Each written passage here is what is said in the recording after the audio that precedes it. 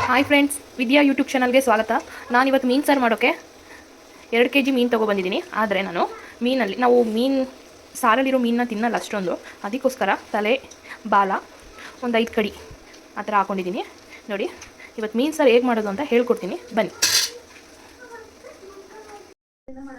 ಮೀನು ಸಾಂಬಾರು ಮಾಡೋಣ ಅಂತ ಇವತ್ತು ಮೀನು ಇಲ್ಲೇ ನಮ್ಮ ಕೆರೆಯಲ್ಲೇ ಸಿಕ್ಕಿದ್ವು. ಆ ಮೀನು ತೊಗೊಬಂದು ಕ್ಲೀನ್ ಮಾಡ್ಕೊಂಡಿದ್ದೀವಿ ನೀಟಾಗೆ. ಮೀನು ಸಾರು ಮಾಡಲು ಬೇಕಾಗುವ ಪದಾರ್ಥಗಳು: ಕಾಯಿ ತೊಗೊಂಡಿದ್ದೀನಿ, ಒಂದು ಕಾಯಿ, ಒಂದು ಟೊಮೆಟೊ ತೊಗೊಂಡಿದ್ದೀನಿ, 4 ಈರುಳ್ಳಿ ತೊಗೊಂಡಿದ್ದೀನಿ, ಹಾಗೆ ಕಡಲೆ ತೊಗೊಂಡಿದ್ದೀನಿ, ಚಕ್ಕೆ ಸ್ವಲ್ಪ, ಬೆಳ್ಳುಳ್ಳಿ ಒಂದು 5, ಕೊತ್ತಂಬರಿ ಸ್ವಲ್ಪ, ಖಾರ ಪುಡಿ 1.5 ಸ್ಪೂನ್ ಹಾಕಿದ್ದೀನಿ. ಇದು ಮೀನಿಗೆ ಅಂತಲೇ ನಾವು ಸಾಂಬಾರು ಪುಡಿಯನ್ನು ಬಿಡಿಸಿದ್ದೀವಿ. ಆ ಸಾಂಬಾರು ಪೌಡ್ರು 1.5 ಸ್ಪೂನ್ ಹಾಕಿದ್ದೀನಿ. ಮಸಾಲೆ ರುಬ್ಬಿದ್ದೀನಿ. ಮಸಾಲೆ ರುಬ್ಬಿಟ್ಟು ನೋಡಿ, ನಿಮಗೆ ಯಾವ ಕ್ವಾಂಟಿಟಿ ಬೇಕು ಆ ಕ್ವಾಂಟಿಟಿಗೆ ನೀವು ಸಾರನ್ನ ಇದು ಮಾಡ್ಕೊಬೋದು. ನಿಮಗೆ ಗಟ್ಟಿ ಬೇಕಾ ಇಲ್ಲ ತೆಳು ಬೇಕಾ? ನಮ್ಮನೆ ಎಲ್ಲರೂ ಸ್ವಲ್ಪ ತೆಳುವಾಗೇ ನಾವು ಮಾಡೋದು ಸಾರನ್ನ. ನೋಡಿ, ನಾವು ಈ ಕ್ವಾಂಟಿಟಿಲಿ ಸಾರು ಯೂಸ್ ಮಾಡ್ಕೊಂಡಿದ್ದೀವಿ. ಸಾಂಬಾರಿಗೆ ಇವಾಗ ತುಪ್ಪ ಹಾಕ್ತಾಯಿದ್ದೀನಿ. ನಮ್ಮನೆ ಮಕ್ಕಳು ತುಂಬ ಇದ್ದಾರೆ, ಅವಾಗವಾಗ ಸೌಂಡ್ ಬರ್ತಾ ಇರುತ್ತೆ. ಏನಾದರೂ ಡಿಸ್ಟರ್ಬ್ ಆದರೆ ನಿಮಗೆ ಸಾರಿ. ಎಷ್ಟು ಹೇಳಿದ್ರು ಅಷ್ಟೇ, ಅವರು ಹೇಳಿದ ಮಾತು ಕೇಳಲ್ಲ.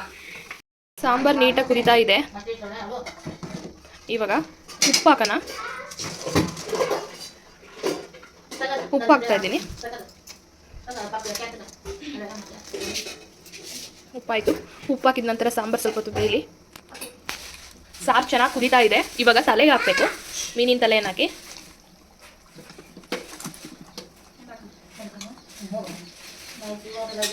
ಮೀನಿನ ತಲೆ ಹಾಕಿ ಸ್ವಲ್ಪ ಹೊತ್ತಾದ ನಂತರ ಮೀನಿನ ತಲೆ ಹಾಕಿದೆ, 5 ನಿಮಿಷ ಆಗಿದೆ. ಮೀನಿನ ತಲೆ ಎಲ್ಲ ಹಾಕಾದ್ಮೇಲೆ ಮೀನಿನ ಕಡಿಗಳು ಹಾಕ್ತಾಯಿದ್ದೀನಿ. ಕಡಿ, ಬಾಲ ಎಲ್ಲ ಒಟ್ಟಿಗೆ ಹಾಕಿ ಇವಾಗ. ಯಾಕಂದರೆ ಮೀನಿನ ತಲೆ ಬೇಯೋದು ಸ್ವಲ್ಪ ಹೊತ್ತು ಲೇಟ್ ಆಗುತ್ತಲ್ಲ, ಅದಕ್ಕೆ ಸ್ವಲ್ಪ ಮುಂಚೆನೇ ಹಾಕ್ಕೋಬೇಕು ಅದನ್ನು. ಒಂದು 5 ನಿಮಿಷ ಸಾರನ್ನ ಬೇಯಿಸಿ ಸಾಂಬಾರನ್ನ ಸ್ಟವ್ ಆಫ್ ಮಾಡಿಬಿಡಿ, ಆಯಿತಾ?